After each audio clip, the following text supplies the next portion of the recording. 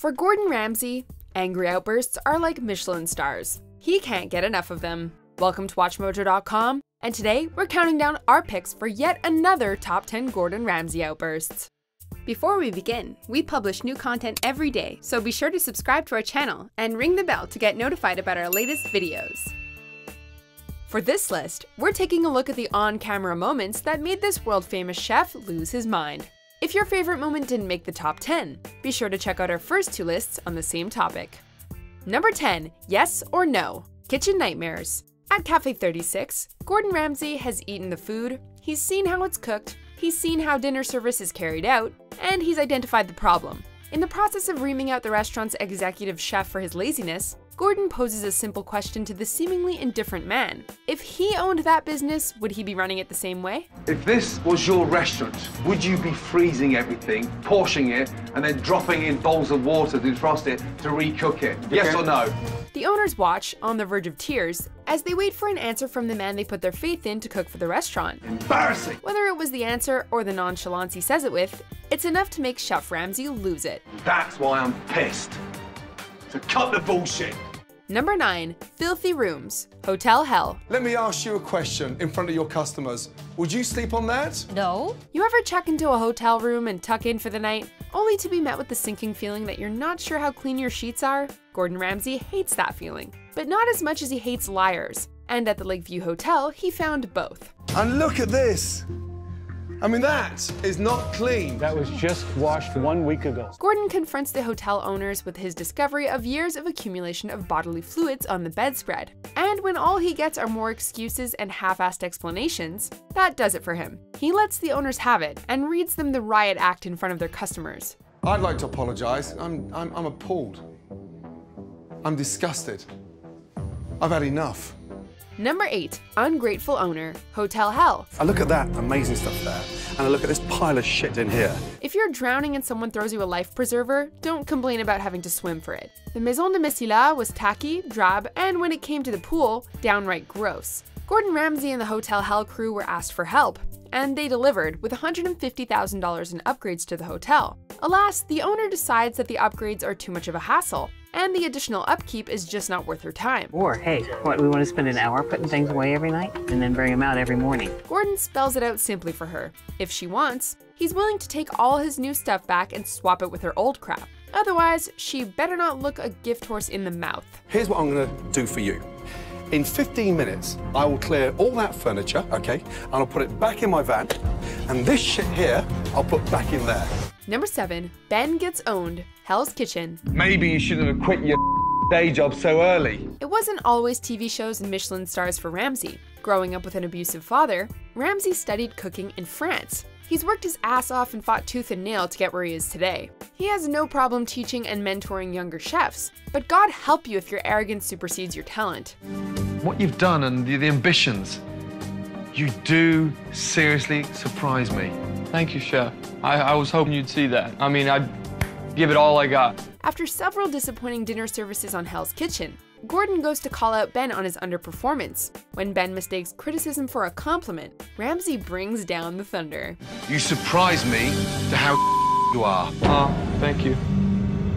I was expecting more. Number 6, they don't have to work here, hotel hell. As we mentioned, above all other things, Gordon Ramsay appreciates hard work. So when he sees employees struggling to keep a hotel in business in spite of an owner who doesn't even pay them properly, it sets him off. All I've heard since I've been here is that you're just blaming people. Well, I'm blaming you for not taking charge. Things reach a boiling point when the owners are confronted, but the owner has a pretty straightforward solution to having unhappy employees. If they don't like it, they can leave. No, they don't have to work here. How dare you? Seemingly on behalf of every underappreciated employee ever, Gordon Ramsay explodes and takes it upon himself to educate this boss in how leadership works. Disrespectful, disgusting man. They don't have to work here. I don't think you realize how lucky you are. Number 5, you French pig, kitchen nightmares. Stupid is as stupid does. However, it takes a very specific kind of arrogance when your business is failing and you can't seem to cook a darn thing right, and then to argue with someone who's telling you how to do it better. I had one of the worst meals I've ever eaten. That's a matter of opinion. Michel, the owner and head chef of Secret Garden restaurant, tries to deflect well-founded criticism by pointing the finger at Gordon Ramsay, and then refuses to adopt Gordon's new menu. Gordon, your menu is not better than mine. Finally, Gordon reaches a breaking point, takes off his chef's jacket, and lets loose on the French menace. Who the are you to turn around and tell me when you work like a pig? You pig! Number 4. Burned duck. Hell's Kitchen. Cooking is complicated, no doubt about it, and some people make mistakes. But if you need to be taught that letting a duck on fire and continuing to cook the burned food in the same pan is wrong, then maybe you ought to reconsider your career choices. The duck's burned! You're cooking in a burned pan, you... When Gordon Ramsay witnesses such a bizarre occurrence in his kitchen, we find ourselves in one of those magical Hell's Kitchen moments where Chef Ramsay might have actually lost his mind. Fire in your face, you donkey! Alongside voice-cracking moments like, look, and non-stick, this is one for the ages. If you saute scallops in a non-stick pan, they won't stick. That's why it's called non-stick! Number 3. Who's the a-hole now? Kitchen Nightmares. I don't know when you think you should be taking out containers and sort of cleaning out your fridge from time to time. Gordon Ramsay tells you your food is garbage. It's because your food is garbage. But for some reason, this lying chef became defensive and got in Ramsay's face about it. Because I'm embarrassed. First you're bullshitting me because you haven't got the balls to step up to the plate. Here's this me stepping up to the Good, well tell the truth then. What else do you need to know? That's enough to make an entry on our list. But this story is just getting started. When Gordon takes an in-depth look at the kitchen, it's not bad. It's a disaster, and it's enough to make him vomit. Shit! How old are they?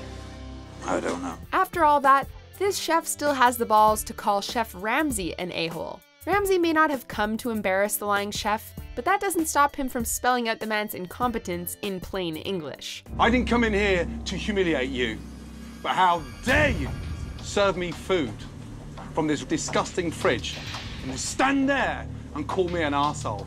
Number 2. Pretend Chef. Kitchen Nightmares. Fine, but I am not here to show an idiot you can't put raw onions in an onion soup. No matter how bad the last chef on this list was, at least he didn't own the place. The owner of Mill Street Bistro is condescending to his customers, abusive to his staff, and has somehow deluded himself into thinking he can cook. This 2-part Kitchen Nightmares episode has plenty of blow-ups, given that the arrogant chef doesn't seem to know the difference between fresh and frozen food, or that you can't put raw onions in French onion soup. Come here, you. Should we put raw onions in a caramelized onion soup? Tell him! No. Thank you. Their biggest fight happened when Chef Ramsay confronted the owner about his disappointing lunch, and had to spell it out for him. The delusional owner still didn't get it though, and the episode was just heating up. Let me tell you something. You're not a fine dining bistro. You're a small man with a fake bistro. Before we unleash our number 1 pick, here are a few honorable mentions. So, are you going to let me continue eat, or do you want to? What do you want to fight? You want a confrontation?